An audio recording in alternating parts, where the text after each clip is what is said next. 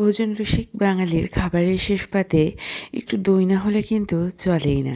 আসসালামু আলাইকুম। আজকে আপনাদেরকে কিভাবে খুব সহজেই মিষ্টি দই বানাবেন এবং কোনোভাবে ফেল না মেরেই সেই গোপন মিষ্টি দই বানানোর রেসিপিটা আপনাদের সাথে শেয়ার করব। আর অবশ্যই সাথে থাকছে অনেক অনেক টিপস অ্যান্ড ট্রিক্স। তো বন্ধুরা, চলেন আগেই একটু চিনি ক্যারামেল করে নিই। আর এই জন্য আমি 1 কাপ চিনি নিয়েছি, ক্যারামেল করতে চুলায় বসিয়ে দিয়েছি। আর এই কাজটা কিন্তু একটু ধীরে ধীরে করতে হবে। এই যে দেখেন, আমার চিনিটা কিন্তু প্রায় ক্যারামেল হয়ে আসছে এবং এখন ঢেলে দেবো 1 লিটার দুধ। দুধটা আমি একটু আস্তে আস্তে ঢালবো, যাতে ক্যারামেলটার সাথে মিশে যেতে একটু সুবিধা হয়। সবসময় খেয়াল রাখবেন, দই মানেই কিন্তু দুধটা খুব ভালোভাবে জাল করে নিতে হবে। আর খুব ভালোভাবে দুধ জাল হলেই দইটা খুব ভালোভাবে বসে। আর দেখেন, আমি 1 লিটার পানির সাথে মোটামুটি 1 পর্যায়ে একটু বেশি পানি মিশিয়ে দিচ্ছি। আর এটা জাল হওয়ার জন্য চুলায় বসিয়ে দিচ্ছি। আমার পাত্রটা একটু লেগে যাচ্ছিল, তাই এই পাত্রটা পরিবর্তন করে নিয়েছি। আসলে দইয়ের জন্য খুব ভালোভাবে দুধটা জাল হওয়া খুবই দরকার। আর এই ট্রিক্সটার কারণেই কিন্তু দইটা সবসময় খুব ভালো বসে। এই তো গেল মিষ্টি দই তৈরির প্রথম একটা গোপন টিপস। এরপরে দুধটা যখন আপনি হালকা হালকা গরম, যেমন আপনি হাত দিয়ে কিছুক্ষণ রেখে দিতে পারেন, সেই সময় কিন্তু দই বসানোর জন্য উপযুক্ত সময়। আর দই বসানোর জন্য কিন্তু অবশ্যই দই বীজ লাগবে। আমি এখানে মোটামুটি 1 কাপ পরিমাণ দই বীজ রেখে দিয়েছি। দইয়ের বীজের যে পানিটা, সেটা আমি খুব ভালোভাবে ঝরিয়ে নিয়েছি। আর এখন আমি একটা কাঁটা চামচের সাহায্যে খুব ভালোভাবে এটা ফেটে নেব।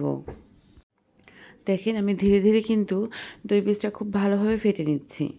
আর এই দই বীজের থেকে একটুখানি দই বীজ নিয়ে যে পাত্রটায় আমি দই বসাবো, সেটার 4 সাইডে খুব ভালোভাবে মেখে নিব। আর এটা কিন্তু দই তৈরির দ্বিতীয় ট্রিক্স এবং এটা কিন্তু খুবই গুরুত্বপূর্ণ একটা টিপস। এভাবে যদি কোনো পাত্রের গায়ে দই বীজটা খুব ভালোভাবে লাগিয়ে দিয়ে তাতে দই বসানো হয়, এর জন্য দইটা কিন্তু খুব ভালোভাবে বসে। দেখতে পারছেন মিষ্টি দই বানানো এখন কত সহজ। যে কোনো সময় যখনই মিষ্টি দই খেতে ইচ্ছা করবে, চট করেই আপনি মিষ্টি দইটা বানিয়ে নিতে পারবেন।